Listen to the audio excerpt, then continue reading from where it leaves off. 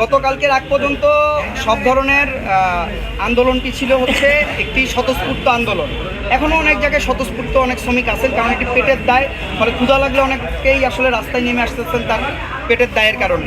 কিন্তু গতকাল থেকে আপনারা দেখেছেন রিক্সা ভ্যান ইজিবাইক শ্রমিক ইউনিয়নের নেতৃত্বে এটির একটি সাংগঠনিক রূপ ধারণ করেছে এই আন্দোলনে। ফলে সাংগঠনিক রূপে সংগঠিত আন্দোলন কোনোদিন বিশৃঙ্খল হয় না। শ্রমিকরা সবচাইতে সুশৃঙ্খল একটি শ্রেণী, ফলে তারা কোনো ধরনের বিশৃঙ্খলা করবে না। আমরাও প্রশাসনের পক্ষ থেকে সহযোগিতা চাবো, যেন গরিবের যেই দাবি সেই দাবিটি নিয়ে তারা যদি সড়কে নামেন, সেটি তার নাগরিক অধিকার, সংবিধানগতভাবেই আমাদের অধিকার যে আমরা আমাদের দাবি জানাতে পারবো, দাবিতে আন্দোলন করতে পারবো। সেই আন্দোলনটি যদি বিশৃঙ্খল না হয়, কোনো ধরনের উস্কানি যেন প্রশাসনের দিক থেকেও না দেওয়া হয়, এবং অন্যান্য যেসব জায়গা থেকে উস্কানির মধ্য দিয়ে বিশৃঙ্খলা তৈরি করা হয় সেটি প্রশাসনও যেন নিয়ন্ত্রণে রাখেন বা তাদের বিরুদ্ধে ভূমিকা নেন।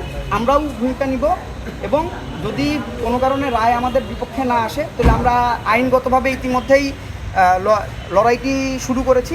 আমরা ওই লড়াইটিও চালাবো, এবং আমরা প্রথমেই বলতেছি বা আগেও বলছি কথাটি, যে আমরা কোনোভাবেই মনে করি না যে একটি রাস্তায় কোথায় লাস্ট কোঠা আন্দোলনে যেই রায়টি হয়েছে সেখানের অবজারভেশনে কিন্তু আদালত বলেছে যে কোঠার মতো ইস্যু আদালতের নির্ধারণের বিষয় না, এটি নির্বাহী বিভাগের বিষয়। একইভাবে কোন রাস্তায় কোন সড়কে কোন ধরনের গাড়ি চলবে এবং কোন ধরনের গাড়ি মডিফাই করে আগামী দিনে কোন পর্যায়ে নিয়ে যাইতে চাই, এটি আসলে নির্বাহী বিভাগের পলিসির ব্যাপার, এটি আদালতের নির্ধারণের ব্যাপার না।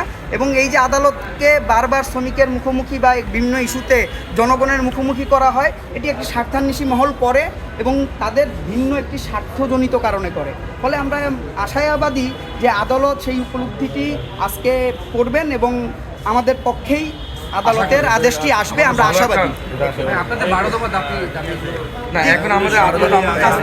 12 দফা আমার আছে, 12 দফা দাবিটি প্রথম দাবিটিই ছিল হচ্ছে যে আদেশ প্রত্যাহার, সেটি অলরেডি প্রক্রিয়াগতভাবে আছেন।